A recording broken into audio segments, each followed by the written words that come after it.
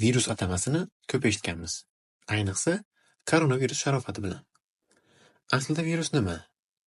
Bu videoda aynan shu haqida gaplashamiz.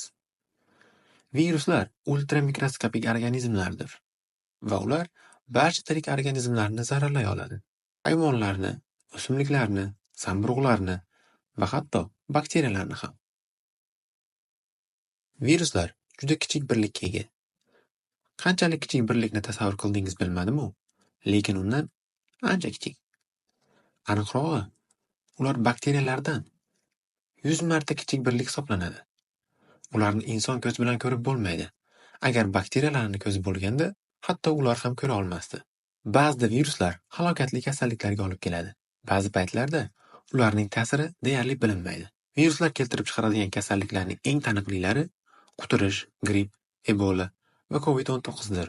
Tabiatda uchraydigan millionlab viruslar ichidan juda oz qismigina bizga zarar yetkazish qobiliyatiga ega. Viruslar shakli va murakkabligi jihatidan bir-biridan farq qilsa ham, ularning barchasi ikki qismdan genetik material va osil qobiqdan iborat.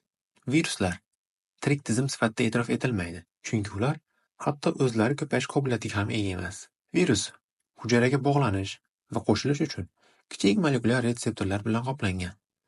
Bu juda muhim, chunki virus qaysi hujayraga borish kerak ekanligini aynan shu orqali aniqlaydi. Tushunganingizdek, viruslar o'z genetik materialini ko'paytirish uchun tirik organizmlardan foydalanadi.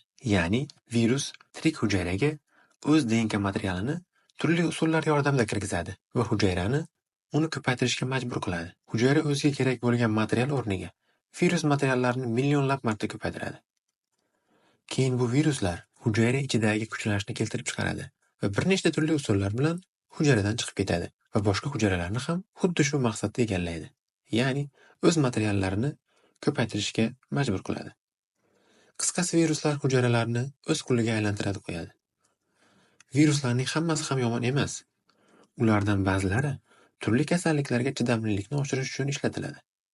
Boshqalari saratonning ayrim turlarini davolashda qo'llaniladi. Ammo eng e'tiborlisi shundaki, ko'plab olimlar milliardlab yillar oldin bakteriyalarga yuqqan ba'zi viruslar hujayralarda birinchi yadroning shakllanishiga yordam bergan omil deb hisoblashadi. Agar bu to'g'ri bo'lsa o'ylab ko'ring, bizni kelib chiqishimiz viruslar yordamida amalga oshgan bo'ladi.